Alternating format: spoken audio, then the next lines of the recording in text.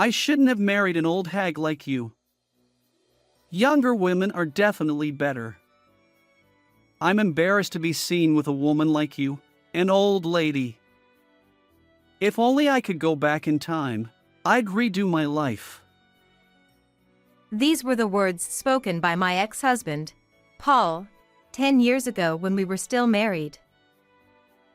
I am Jennifer, 48 years old. At the age of 33, I married Paul, who was 5 years younger than me. I work as a nurse, and that's where I met Paul, at the hospital. He had just completed his medical internship and was full of questions. Paul would always come to me for advice, and his innocence and reliance on me made me want to support him. Despite the age difference and our different professional roles, I was a nurse, and he was a doctor. We ended up talking every day. Eventually, we started dating naturally. Although I was initially concerned about our age gap, Paul seemed completely unfazed by it, and over time, I stopped worrying too. 2 years into our relationship, we got married. However, after 5 years of marriage, Paul started hurling hurtful remarks at me, saying he should have married a younger woman. At the hospital, he would openly chat and laugh with young nurses, but I chose to turn a blind eye. It was our workplace, after all. But one day, I discovered Paul's infidelity. His affair was with a former patient, someone I had never met due to working in different departments. She was a woman 10 years younger than me. With an older woman, it's unlikely we'll ever have children. She's already carrying my child." Wait, what? Paul said this with a laugh, as if his affair was perfectly justified. I couldn't bear to stay with a man like that, so I agreed to a divorce. Naturally, I informed both Paul and his new partner that I would be seeking alimony, which infuriated Paul like a raging fire. "I was married to an old hag like you for 5 years. And you call that alimony? I should be receiving a reward for enduring this. Who would pay for such a thing?" He ranted with more intensity than I had imagined. Despite being the one who cheated, it seemed Paul hadn't considered the possibility of alimony. Even his father contacted me, but he nonchalantly brushed off his son's wrongdoing, saying it's natural for young men to be drawn to younger women. I was appalled by his lack of acknowledgement. Paul adamantly refused to pay any money, so I reluctantly consulted a lawyer. After enduring hurtful remarks during our marriage and facing his infidelity, I couldn't back down silently. The lawyer assured me that seeking alimony was my rightful claim, and I entrusted all subsequent discussions and procedures to their expertise. They say divorce is harder than marriage, and I truly felt that. Thanks to the lawyer, I received the alimony I deserved. We terminated the lease on the apartment we shared, and I started living alone. A silver lining was that Paul changed hospitals. His parting words were, "I'm done with hospitals that have greedy old hags like you." He had clearly moved on to his affair partner, and I knew their hasty marriage would attract judgment. But Paul had already secured his next job, which impressed me with its foresight. However, whispers about my situation reached me, being abandoned by a younger man due to his infidelity. I felt everyone's judgmental eyes on me. Eventually, the paranoia of constant gossip took a toll on my mental well-being, and I decided to leave the hospital. After a period of aimless drifting, I realized that I loved both work and physical activity. So, I actively searched for a new workplace. Fortunately, a small maternity clinic 2 stations away from my current residence was hiring nurses.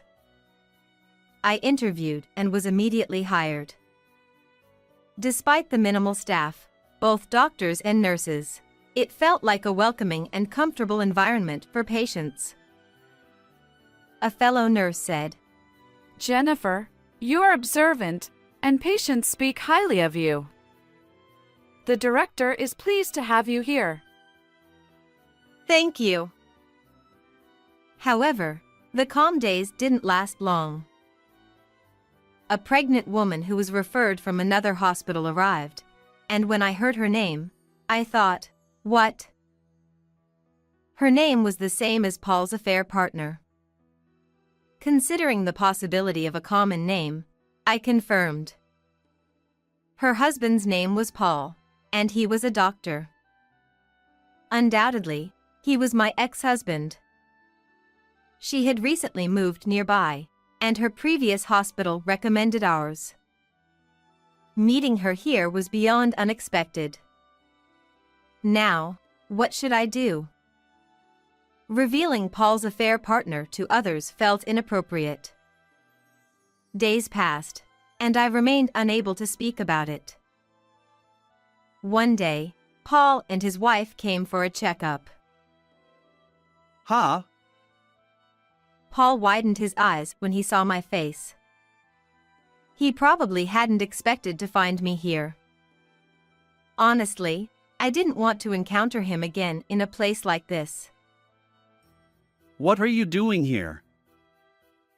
His words made his wife realize who I was. Wait, is this? Did you come to this hospital to harass us? That's not true. I was here first. I had no way of knowing that Paul's new residence was near this hospital. But he completely ignored my explanation and spoke as if I kept appearing wherever they went. You're stalking us to cause trouble. Stop saying ridiculous things. Why would I do that? You're an opportunistic woman who squeezed money out of me because you were dumped due to your age. I have no idea what you're capable of.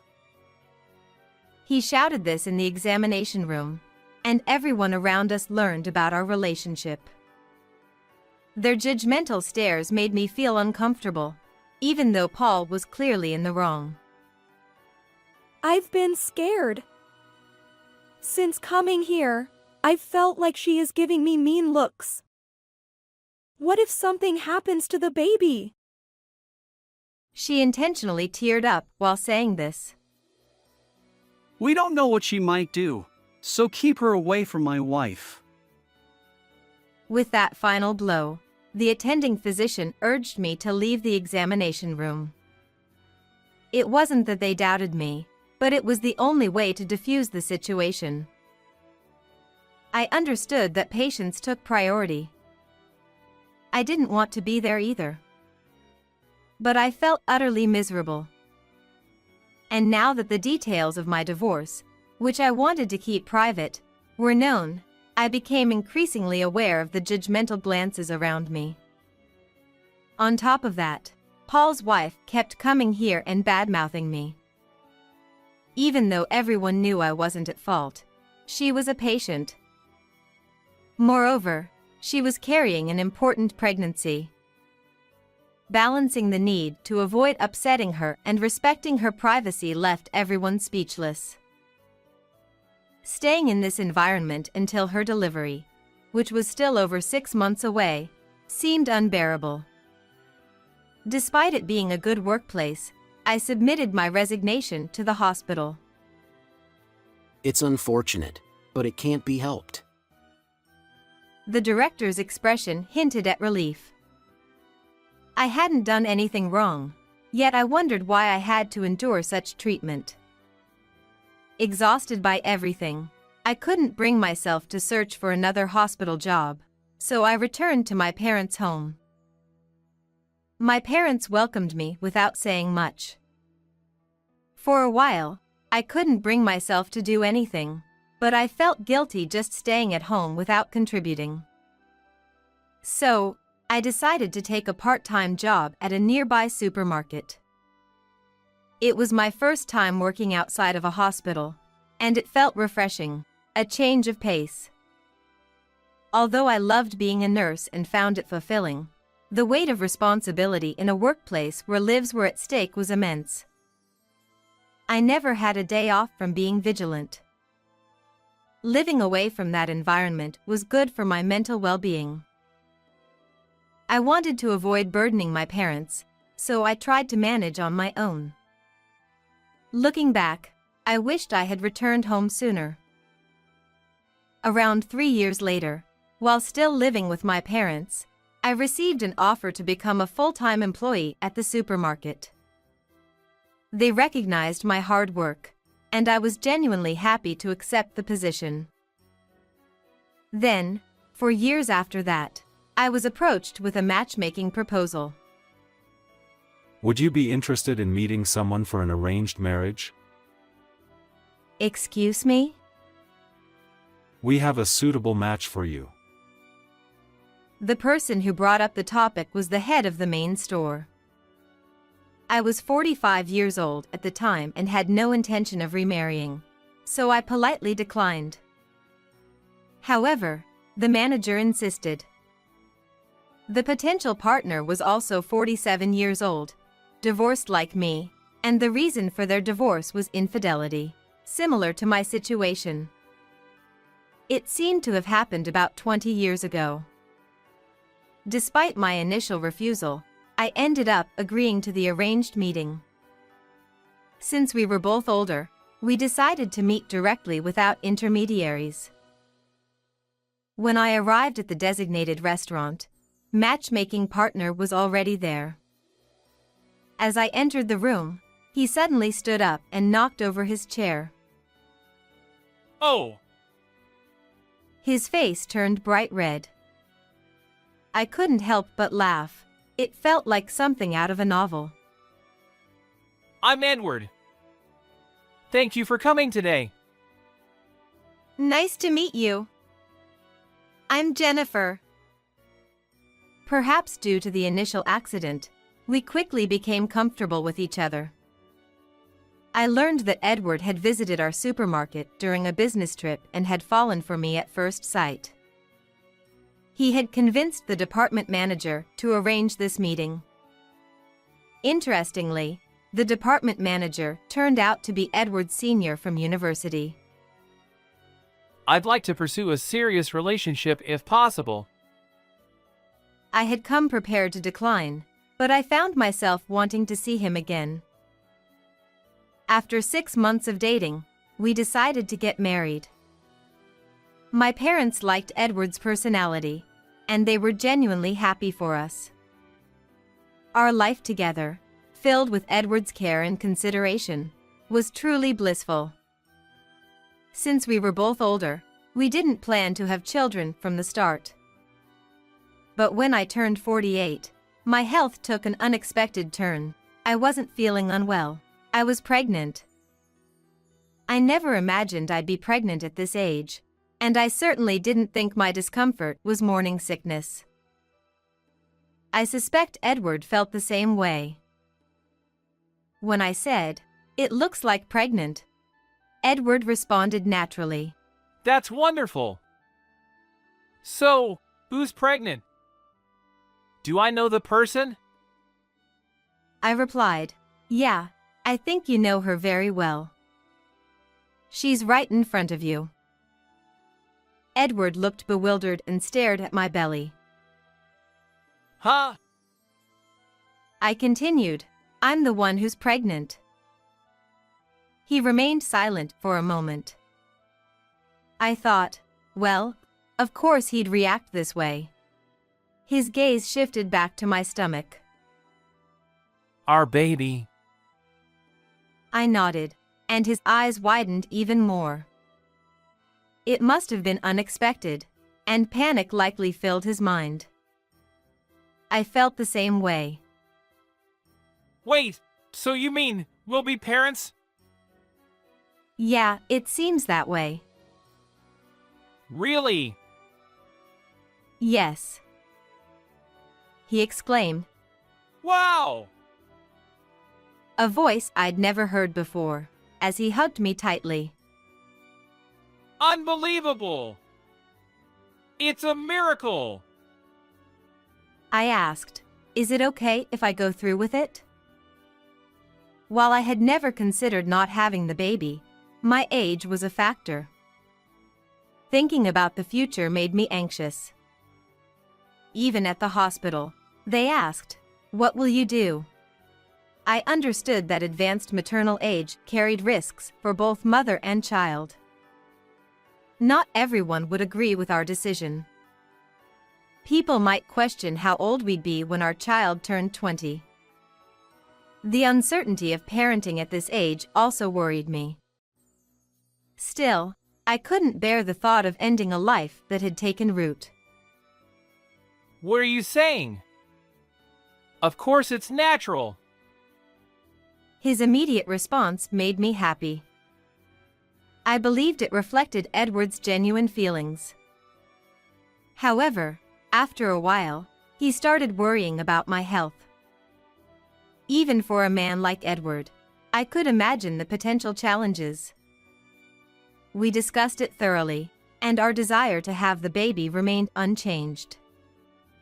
We began preparations with the doctor's guidance.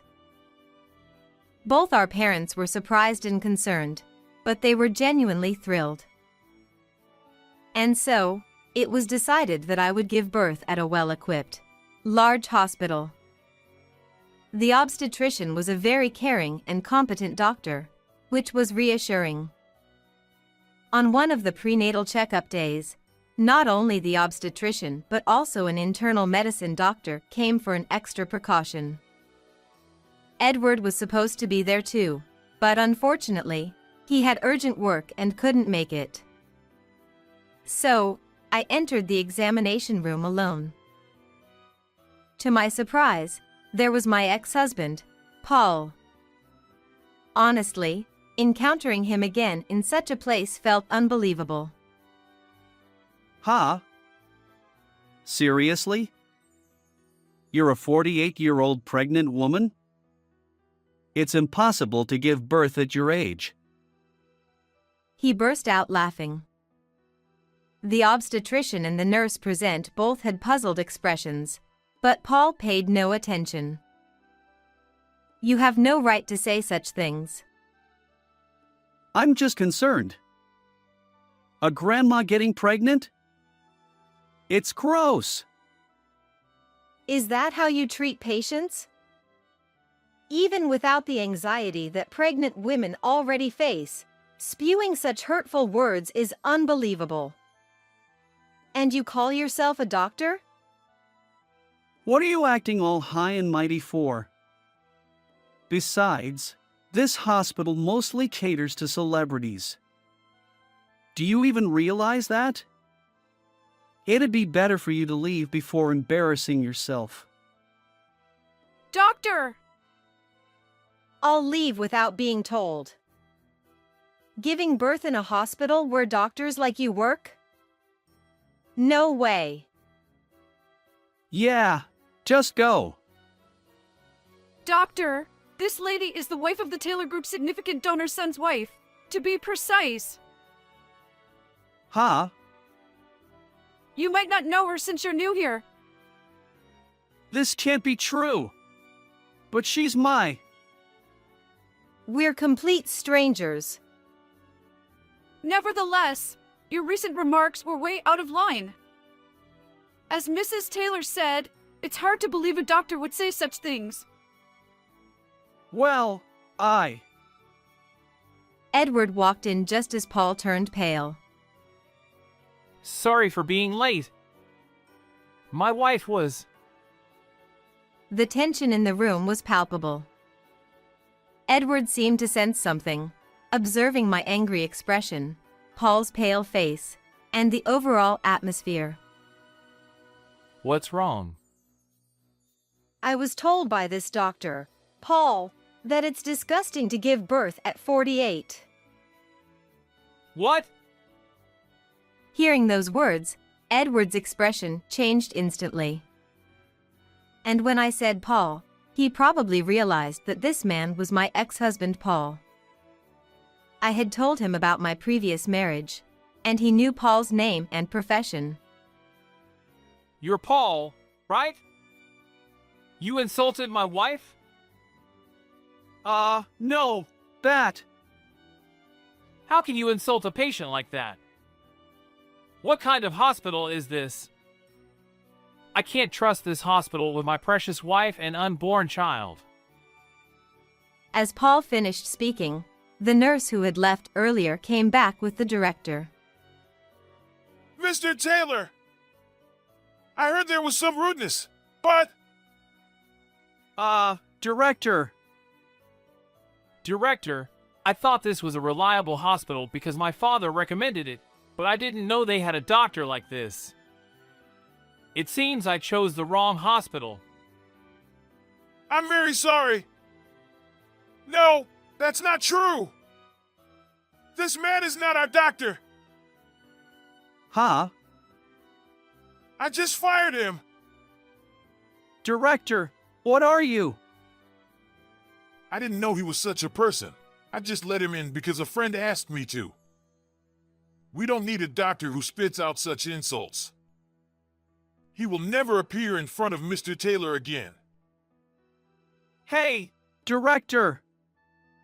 What are you saying? Shut up and be quiet. You get out of here right now. Don't ever come near our hospital again. Hearing the director's words, No! No! I won't leave. No!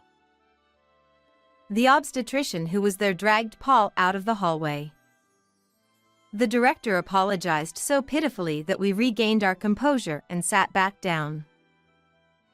But Edward was still angry and asked, Did you kick him out because my father donated to this hospital? If not, would you let a doctor like him run wild? The director shook his head and said no to Edward's words.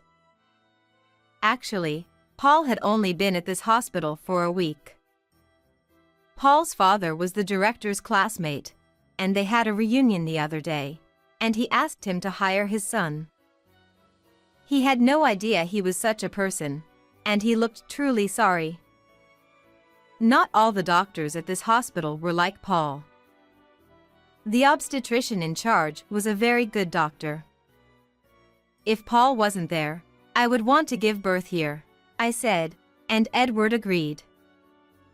Edward's father was the president of a large company with branches all over the country, and he donated part of his profits to medical and welfare facilities. His mother had been seriously ill when she was young and had been taken care of by this hospital, so he donated a lot of money. That's why his father recommended this hospital for my delivery. A few days later, Paul contacted me and begged me to ask the director to hire him back.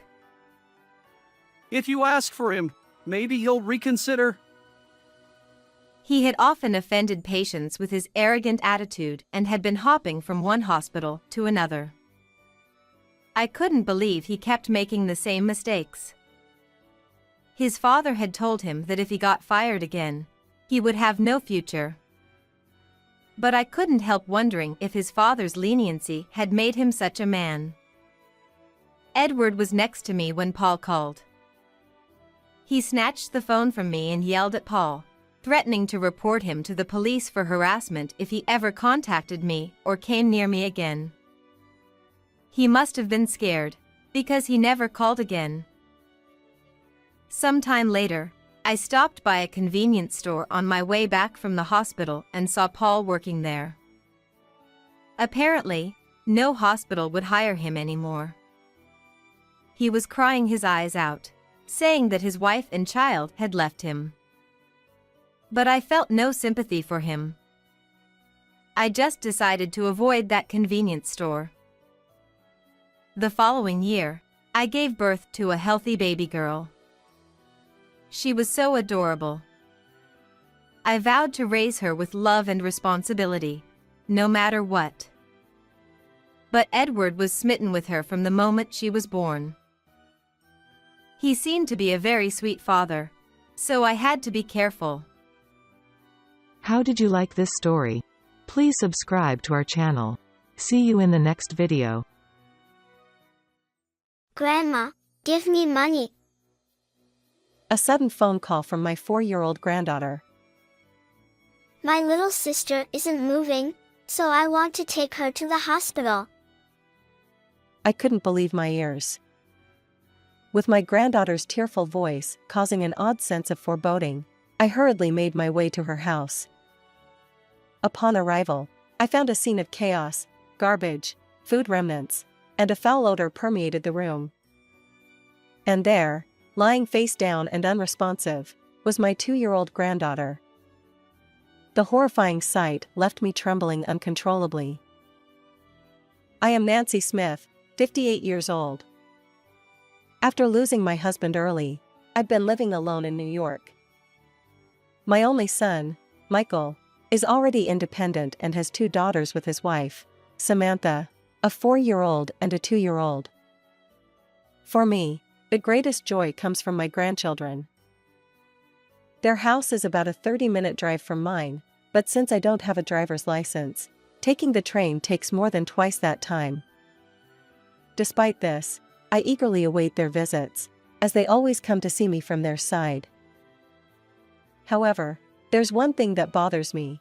It's always my son who brings the grandchildren over. It seems that Samantha isn't particularly fond of me. From the beginning of their marriage, she's found various excuses to avoid meeting me, and this has been a source of concern for me. Furthermore, despite being a stay-at-home mom, their house is often messy when I visit. Strangely enough, she always keeps herself well-groomed. Once, I gently suggested that she should clean up for the sake of my grandchildren, but her response was sharp. Just because you're my husband's mother doesn't mean you can meddle in my home. As a result, she seemed upset. Reluctantly, I discussed this with my son, and he said, Samantha is cheerful, and being around her lifts my spirits. I don't mind the mess. It appears that Michael takes care of the cleaning himself after work. Well, I suppose there's nothing more I can do. If my son is okay with it, I'll refrain from interfering further in their marital affairs. Amidst this, my son's job transfer to a different region meant he would be away from home for a while. Although the exact duration wasn't clear, I heard it might be around 4 years. Yes, it's going to be lonely, I thought. Initially, Michael had planned for the entire family to move together, and I had assumed the same. However, Samantha was vehemently against it. Raising young children in an unfamiliar place makes me anxious. We'll stay here. Eventually, my son respected her feelings and decided to take the job transfer alone. Samantha looked directly into my eyes and said, From now on, I'll bring my children to visit your house. Despite my disappointment about Michael's absence, I couldn't hide my inner joy at the thought of continuing to see my granddaughters as before. However, my modest happiness was short-lived. Despite Samantha's earlier words, she not only failed to visit after my son's departure but also stopped communicating altogether. Gathering my courage, I called her cell phone. Are you busy lately? I'd like to see my grandkids. If it's difficult for you to come, I can go there. Her response left me stunned. It's hard to say, but they don't want to see you. I felt as if a hammer had struck my head unexpectedly. What? Have I done something to upset them? I asked. Samantha replied. They won't tell me the reason. Anyway, we won't be coming over for a while, so please don't visit either. Even after the call ended, I remained in a daze. What did all those happy moments with my grandchildren mean? I kept questioning myself, wondering if I had made some terrible mistake that caused them to dislike me. Vivid memories flooded my mind. My older granddaughter, Sophia, always played the responsible older sister, looking after her younger sister, Emma. She'd gently hold Emma's hand and guide her. Emma, on the other hand, was more reserved, often trailing behind her older sister. In their presence, I often found myself smiling, cherishing these precious moments. I recalled a time when Sophia imitated grown-ups and wanted a planner. I bought one for her, and she eagerly asked me to write something in it. I simply penned down my name and phone number. Sophia beamed, clutching the planner, and said, "Now I can call you anytime." "But now, they don't want to see me anymore." Why? It was baffling. Unable to bear it any longer, I considered discussing this with my son. I picked up my smartphone, but then I hesitated. I didn't want to burden him further, especially since he was dealing with the challenges of his job transfer. Well, if I endure this, as long as my granddaughters are happy and thriving. So, I swallowed my tears and resolved to stay strong. As time swiftly passed, half a year went by without seeing my grandchildren. Then, one day, at 11 p.m., my mobile phone rang unexpectedly. The caller ID displayed my son's home landline number. Nervously, I answered the call. "Grandma, can I have $4? I immediately recognized the voice. It was my 4-year-old granddaughter, Sophia. But she had never called me before, especially not this late at night, and certainly not asking for money. What could be going on? "Are you Sophia? What happened? Can you tell me?" "Emma isn't moving, and I want to take her to the hospital." "What?" I was utterly bewildered. Sophia, still struggling with her words, sounded frantic. "What should I do? Emma might die." She continued. "Where's Mom?" "Mom disappeared somewhere. Please help." I reassured Sophia, promising to do something, and hung up. When I called Samantha's cell phone, it was off. Anxiety gnawed at me. What was happening? I couldn't just stand by. Trembling with fear, I hailed a taxi and rushed to my grandchildren's house. "Grandma." My 4-year-old granddaughter burst into tears upon seeing my face and clung to my legs.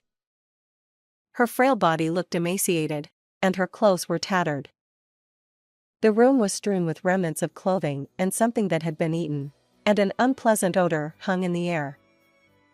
But most alarming was the absence of their mother. Something was seriously wrong. What happened? And where's Emma? I asked, holding Sophia tightly. She pointed toward the back of the room, her eyes streaming with tears. I followed her, trembling, into the adjacent room. There lay my 2-year-old granddaughter, face down, completely unresponsive. "Emma?" The shock hit me like an icy hand gripping my heart, and my knees nearly gave way as I crawled closer to the small child. With trembling hands, I called an ambulance. "Emma, please, open your eyes." I clutched her cold little hand tightly as they rushed her away in the ambulance. Eventually, we arrived at the hospital. The doctor murmured uncertainty. "We'll do our best." I could only bow my head deeply, feeling powerless. "Is Emma going to be okay?" Absolutely. Grandma says so. It's a certainty. As we waited in the hospital corridor, Sophia, her tear-streaked eyes rubbing, managed a faint smile. Then she began to share, haltingly, what had happened in that house. As she poured out the whole story, I trembled with fear, looking at my tearful granddaughter. Oh, poor child. How could such a thing happen? At that moment, the door to the treatment room swung open. The doctor's solemn expression delivered news that filled my heart with anger and sorrow. And right then, I vowed revenge against the mastermind behind this chain of events. After deciding to take care of my 4-year-old granddaughter at home, I busied myself with preparations to bring retribution upon those who had caused my grandchildren suffering. Meanwhile, Samantha remained unreachable by phone. Since I didn't want to cause a stir due to the absence of her children, I couldn't even inform her in advance. Reluctantly, I sent a message. By chance, I met the grandchildren playing in the yard and brought them over because one of them had a fever. Her reply came at 1 a.m. Since you took them without permission, please keep them until they are completely recovered. As I stared at that message, I let out a small sigh. A week later, I arrived unannounced at my son's house, accompanied only by 4-year-old Sophia. Samantha was taken aback. What's going on? It's inconvenient for you to show up without notice. Did you bring my kids with you? Wait, where's Emma? I looked her in the eye and said, I need to talk to you about something. Can we go inside? She retorted, If you're going to do this, come back when both of them are fully recovered. She had no intention of listening to my words and was about to slam the door shut, but I forcefully pushed it open. I left my granddaughter waiting in the garden and barged into the house. However, something felt different this time. The room was oddly tidy, except for the disheveled bed in the open bedroom. Samantha glared at me and snapped. Stop staring! Get out of here! What do you want to talk about? You have no right to complain. I retorted. You who don't take care of their children shouldn't be saying such things. Wait, what evidence do you have? It's not acceptable to say random things, even if we're relatives. Samantha glared at me and clicked her tongue.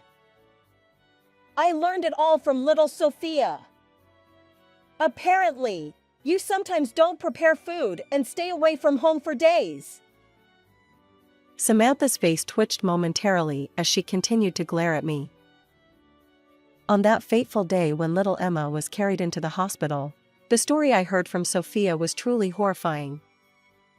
Since my son had moved to the countryside, Samantha had neglected her parenting duties, leaving 4-year-old Sophia to care for 2-year-old Emma.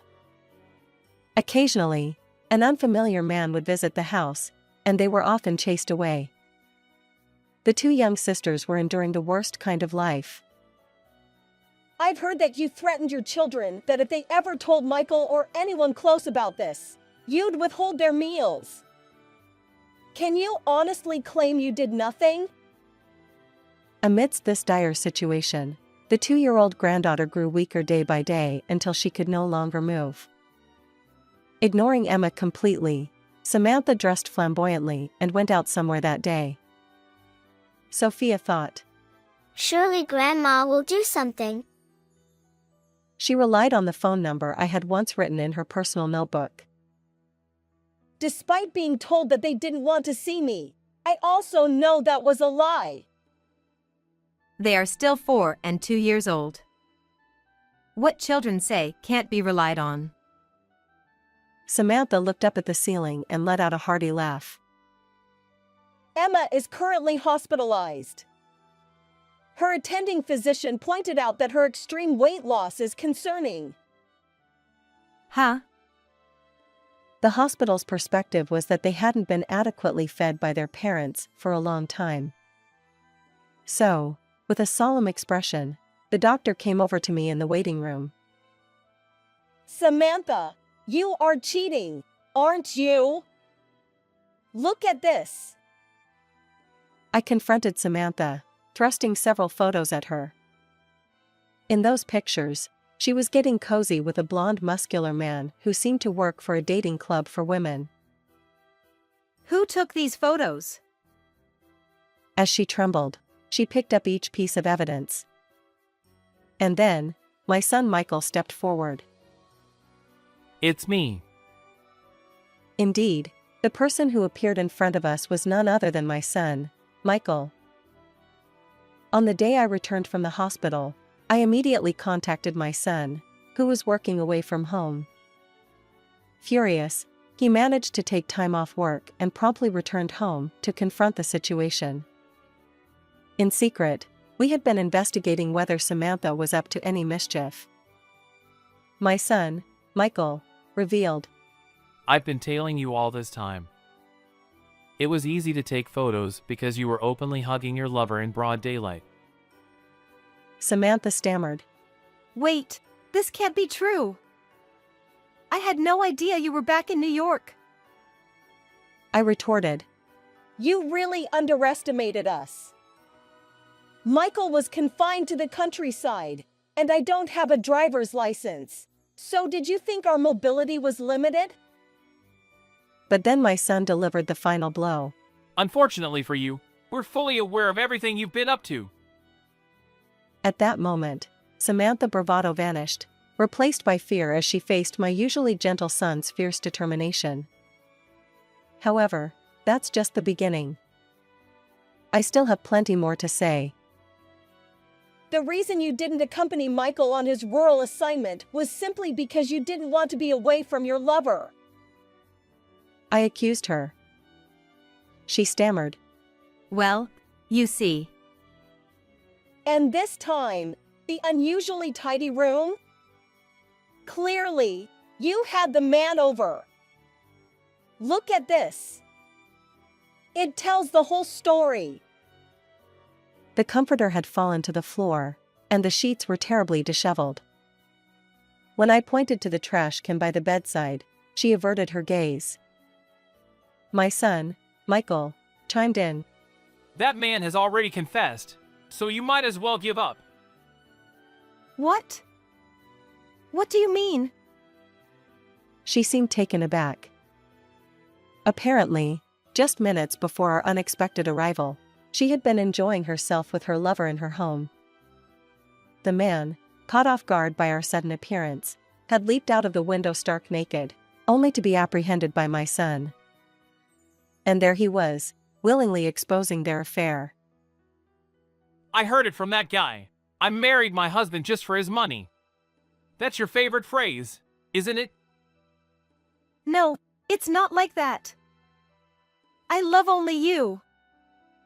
I was lonely without you, Michael. That kind of talk is unbelievable. We're getting a divorce.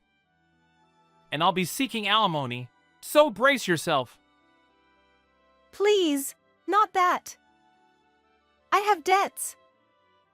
I don't have a job, and if you abandon me, I'll have no way to repay them. Samantha, who had apparently accumulated a substantial amount of debt to cater to her lover, was completely distraught. She clung to my son, regardless of appearances, desperately pleading. Please, I promise to change. Even for the sake of my children, a mother is necessary. Such a despicable person, attempting to use her children as leverage to prevent divorce. However, children are far from naive. We don't need Mom because Grandma is here. Sophia's voice echoed through the hallway as she secretly listened to the adults' conversation. Wait, what are you saying? I love you and Emma dearly. Come over here. But Sophia retorted. No way. Emma and I both hate Mom. As if to emphasize the point, my granddaughter turned her back on her mother, who had a forced smile and opened her arms wide, and ran back to the garden. Since Sophia feels the same way, it's settled. Expect a call from the lawyer soon. Samantha clenched her lower lip and turned toward me. This is all the old hag's fault. You need to take responsibility. Oh, your defiance is almost refreshing. But enjoy it while it lasts. You see, Your neglect of the children has already been reported to the police by the hospital. And what does that matter? Surely something like this can't be a crime? Didn't you know? Neglecting childcare is a serious offense. Depending on the severity, it could result in a prison sentence of 3 months to 5 years. What? Absolutely not. I won't go to jail.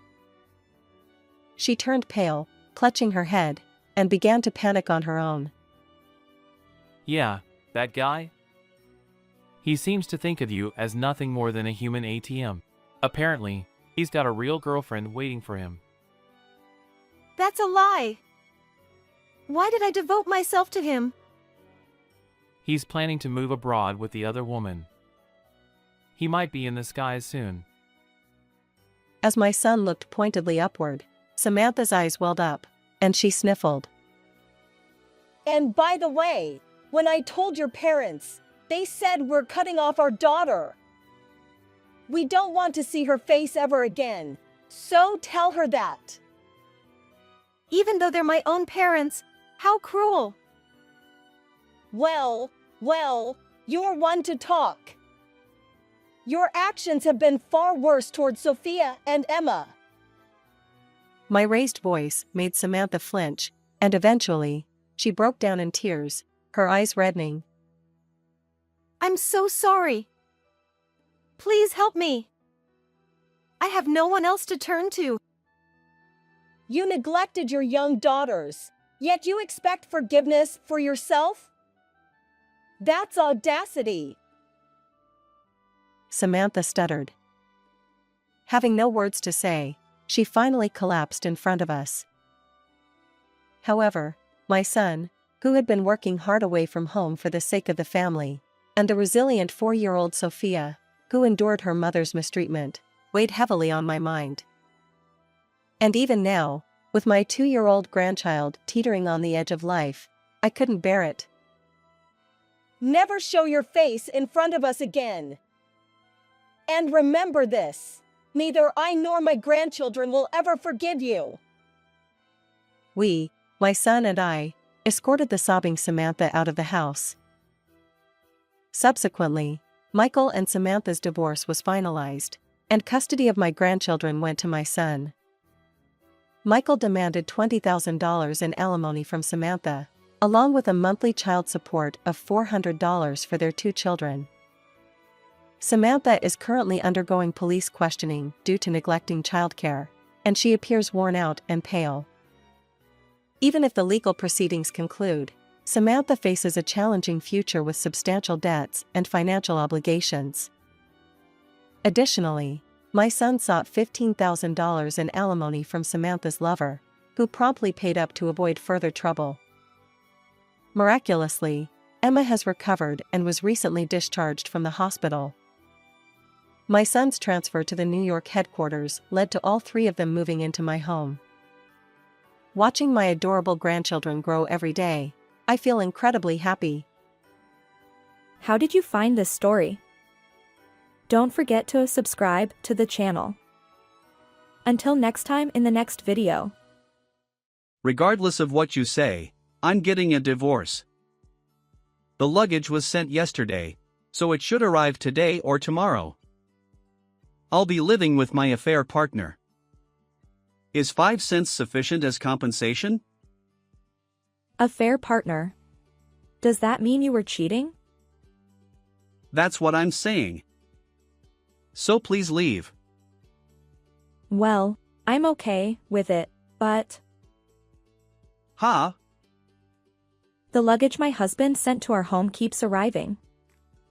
Most of it consists of young women's clothing, accessories, and fashion-related items. There are even some branded bags. Presumably, my husband purchased these items. My name is Mia. I'm 28 years old and work for a reputed company. I belong to the secretarial department and serve as the secretary to the managing director, who happens to be the president's son. Every day, I diligently handle my work. Then one day, Out of the blue, the managing director proposed to me. Things progressed smoothly, and we decided to get married that fall. My husband's name is Michael. He enthusiastically says, Once we're married, let's have lots of children. I respond, You're getting ahead of yourself. He insists. Our kids alone could form a baseball team. I playfully reply, Oh, Michael. Spare me. And so, Michael is quite passionate about starting a family. However, I still find Michael, who is the same age as me, a bit childish at times. Secretly, I've been using contraception. While having many children might be fun, I know it'll be exhausting for me. So, even if we have several kids, I plan to limit it to 3, with no more than a 2-year gap between births. Michael has been unusually swift in his promotion to the senior managing director since our marriage, and there are high expectations within the company that he might become the next president. The company where I used to work had Michael's father as the president at that time. My father-in-law is truly a wonderful person, and now he has become the chairman. When Michael was the managing director, I also had interactions with him as I worked in the secretary's department. Since you left your position as a secretary, our secretarial office has been short-staffed. We're in a bind. Well, Dad, anyone can handle my job. That's true. Well, I'm delighted that you married my son. It's a significant loss for the company. Flattery won't change anything, Dad. However, my father-in-law's words seem to hold some truth, as the secretarial department is always bustling. The new secretary who replaced me after I resigned is a young woman with a seemingly sole talent for being cute. I heard this from my father-in-law. Hey, is your new secretary doing well? Oh, she's doing her best in her own way. It's a work in progress. I also subtly asked my husband out of curiosity, and he seems to be watching over her warmly. Well, Michael is kind to me, and it seems stress-free, so maybe it's fine. Or so I thought, but Michael's workload has increased significantly since his promotion, and he's gradually become more harsh with me. It's likely due to the added responsibilities, and perhaps this is where my efforts truly matter. After all, as a wife who entered into marriage, supporting my husband is my role. I had put thoughts of having a baby on hold. On that day, Michael seemed a bit moody. Listen, I won't need a packed lunch from now on. Huh? Why? The senior managing director finds it embarrassing to have a packed lunch.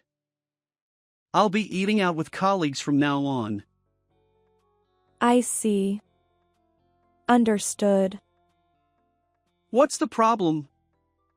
Worried about lunch expenses? I never said that. Anyway, that's how it is. You don't need to make lunch anymore. His words felt somewhat disheartening. I had been doing my best, considering nutritional balance for Michael. But I suppose he has his own social obligations. So, starting the next day, I stopped making packed lunches. And then, he started finding fault with me for other things. The cleaning wasn't up to par, there were wrinkles in the laundry, and still no children. I believe I've been thorough with both cleaning and laundry, but it seems not to have reached him.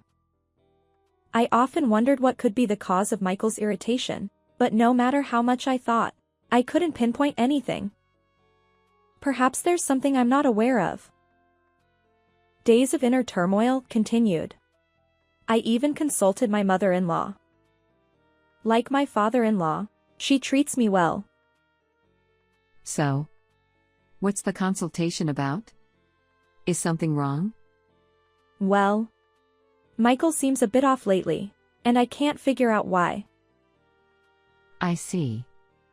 Perhaps I was too lenient in raising him. I apologize. He can be quite selfish. No, he's an adult now, so it's not your responsibility. If I get the chance, I'll talk to him and make sure he doesn't trouble you. That's okay. It might be a marital issue, so I'll find the right time to ask him. Really? Are you sure? If anything happens, feel free to tell me anytime. Thank you. In the end, I returned home without seeking any help from my mother-in-law. But I worried that if Michael found out I'd confided in her, he might sulk again. So, I think this was for the best. Just when I thought that way, something unexpected happened. My husband was assigned to a client company, making it difficult for him to commute from home. So, he embarked on a solo assignment for about a month. Honestly, I felt a bit relieved because dealing with my husband's moods every day had been quite taxing. Despite not being a drinker, he started consuming alcohol and spouting hurtful words or nitpicking at my household chores. The day after drinking, he'd struggle to wake up in the morning, even missing work. It seemed like he was losing his professional edge. Perhaps this change of environment would be good for him too. I hope it provides a refreshing break, and he returns to being the kind husband he used to be. Around 2.5 weeks after my husband's departure, something else happened. Maybe I let my guard down due to his absence, but my health deteriorated.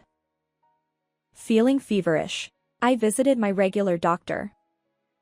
To my surprise, I received unexpected news. I was pregnant. The thought of having a baby genuinely made me happy. Perhaps this could be the catalyst for Michael to become a doting father. It felt as though this little one had brought some happiness into our home. Just as I was contemplating whether to inform my husband about the pregnancy, I realized he would be returning in another 2 weeks. Rather than communicating through calls or emails, I wanted to see his face and share our joy in person. So, I decided to wait for his return. However, I desperately needed to confide in someone. I chose to share the truth with my in-laws, keeping it confidential. Given that they would soon become grandparents for the first time, they were genuinely thrilled and concerned about my well-being. My mother-in-law, having previously discussed my husband's recent moodiness, assured me that she would keep an eye on him. As the anticipated homecoming drew near, my husband unexpectedly extended his stay, leaving me without communication for several days. Something felt off. Trusting my intuition, I called his workplace. I have an urgent matter. Could I speak to my husband? The office staff replied. The senior managing director Smith is already back at his company. Does that mean his assignment has ended? Yes, but... Is everything okay? Caught off guard, I quickly improvised. Oh, how embarrassing. I misunderstood. I apologize. Everything is fine. What should I do? Where is he now? No response, and I'm worried. Consulting my father-in-law or mother-in-law would likely escalate the situation. Besides, being pregnant, I wanted to avoid emotional instability. So, I decided to try contacting my husband's cell phone once more. To my surprise, after days of silence, he suddenly called the next day. Startled, I answered the phone promptly. Michael? Where are you right now? Anywhere is fine. I called because you contacted me. Anywhere is not fine. What on earth is happening? I want a divorce. What? I was left speechless by the unexpected divorce announcement. And then my husband added more surprising words. Regardless of what you say, I'm getting a divorce. The luggage was sent yesterday, so it should arrive today or tomorrow. I'll be living with my affair partner. Is 5 cents sufficient as compensation? Affair partner. Does that mean you were cheating? That's what I'm saying. So please leave. Each word felt like a blow to my heart, and tears welled up. My husband conveyed only what was necessary and abruptly hung up the phone. I immediately tried calling back, but it seemed he had disconnected. I am filled with a mix of frustration and sorrow. From the outside, our marriage might have seemed like a marriage into wealth, but I've put in my own efforts. I've worked hard and endured. Yet, this outcome feels incredibly unfair. And now my husband plans to marry his affair partner, asking me to leave. The proposed compensation? Just 5 cents. An almost non-existent amount. And I am carrying my husband's child. There's no way such treatment can be justified. I felt a simmering anger rise within me. In moments like these, I have no one I can truly confide in. My parents both passed away in an accident the year I started working, and I have no siblings. While I do have friends, I can't think of a close friend who would bear my family's shame with me. So, I decided to contemplate revenge against my husband on my own. However, as for finding an ally, I had someone in mind. Hello? Mia? Michael has returned, hasn't he? How is he? Is he in a good mood? My mother-in-law reached out the next day, expressing concern. It seemed that my husband hadn't informed his parents about the situation. Perhaps he was too preoccupied with his new love interest. Mom. I hesitated. What's wrong? Did something happen? Did he do something? Despite feeling uneasy, I decided to confide in my in-laws about everything. The hurtful words and snide remarks I've endured. His view of me solely as a childbearing entity. And the ultimate blow, the sudden divorce announcement without any communication from his assignment location. My mother-in-law appeared surprised but offered comforting words. I'm sorry, Mia. You don't need to apologize, Mom. Thank you for telling me. I'll discuss this thoroughly with my husband. But if you do that, Michael's position at work. What does that matter? After treating you so poorly?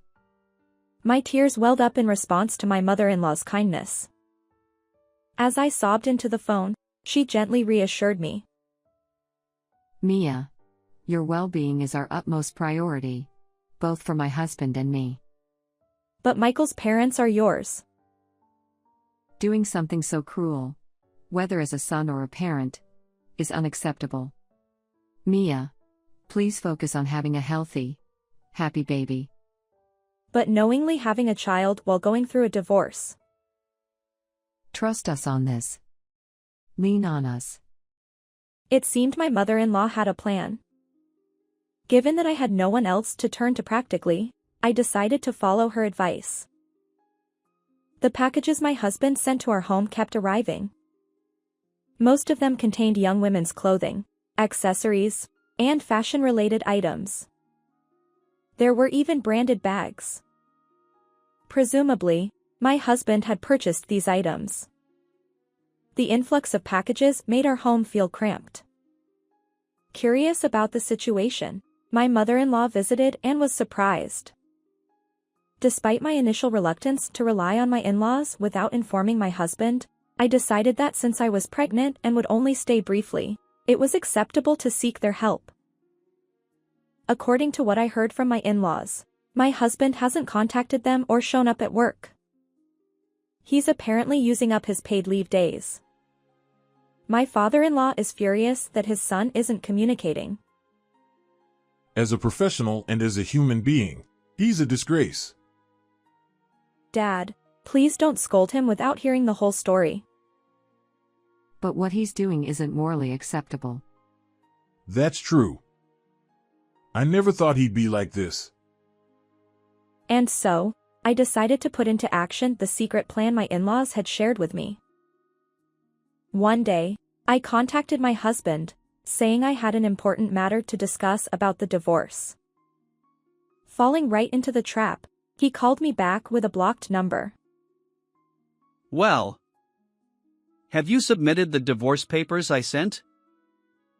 Not yet. Then what's this important matter? Will you agree to the divorce? If you accept certain conditions. What's with the high and mighty attitude? Are you saying you can't survive without my income? And we agreed on 5 cents for alimony, right? We never made such an agreement. There's no written confirmation. Mom? Why? Your dad is here too. Should I switch the call? I had the phone on speaker. The conversation was an open book to my in-laws. My father-in-law finally spoke up. I got you fired from your job. And that secretary, Sophia, too. Wait a minute, Dad!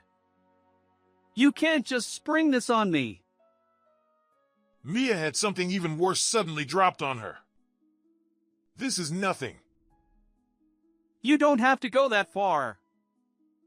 I'm wondering what I should do from now on. Think about Mia. She's been through worse.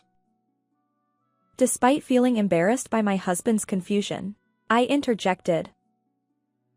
I won't give you a single cent. Well, is that acceptable? I'm fine, but... Huh? I'm pregnant. I never heard about that. But there was no right moment to tell you. But you won't get any alimony. That's because there's no record of it. If we fight, I'll win. No, I didn't know. You never gave me a chance to tell you. I knew about my pregnancy during your assignment. This is... You're already jobless. And that's not all. You'll pay Mia and the child proper alimony and child support. Your severance pay is a drop in the bucket, but you'll figure out the rest. Dad, I messed up. I'll break up with Sophia and take care of Mia and the child. Just don't fire me. It's too late. I'm disappointed in you. Go start fresh with your new woman. Mia will stay with us for a while. If you want to come back, you can. Stay with you? Mia? Mia has nowhere else to go. Besides, she's been treated horribly by her own husband. We'll take care of her. Mia won't be comfortable here either. So once you've paid her enough, she can leave. Michael, that's how it is. You're the one who put these ideas in their head. This is outrageous. I haven't done anything. Your parents have been considerate of me and the baby. Ugh. Clearly devastated, my husband hung up the phone without saying another word. A few days ago, I received the divorce papers from my husband and had my in-laws sign as witnesses. I've already submitted them. It's heartwarming to see my in-laws, who should technically be strangers, stand by my side. My ex-husband hasn't contacted me, and I've entered the final month of my pregnancy. Although alimony and child support haven't arrived, my former in-laws have stepped in to cover those expenses. They assured me that they'll collect the owed amount from Michael. I gave birth to a healthy baby boy a little earlier than the due date. He closely resembles my ex-husband, and even my former in-laws seem convinced that he is Michael's child. Despite the unconventional circumstances, we've been living this way for 3 years now. Watching our son grow happily day by day brings us immense joy. One day, Michael contacted his parents. When they spoke, it turned out that Michael had been rejected by Sophia, desperate to see our child. Since then, he'd lost a significant portion of his severance pay and was living a precarious life akin to a part-time worker. For someone who had grown up in comfort, this lifestyle had become unbearable. Essentially, he was reaching out to his father for financial help. My former father-in-law swiftly shut down Michael, insisting that he repay the money owed to me. However, Michael lacked the courage to face the situation head-on. Eventually, my former father-in-law relented, allowing Michael to return to the company, starting from the bottom, with the condition that he support me. Fast forward 4 years. Michael's child support payments have finally stabilized, but his current job doesn't leave much room for financial flexibility.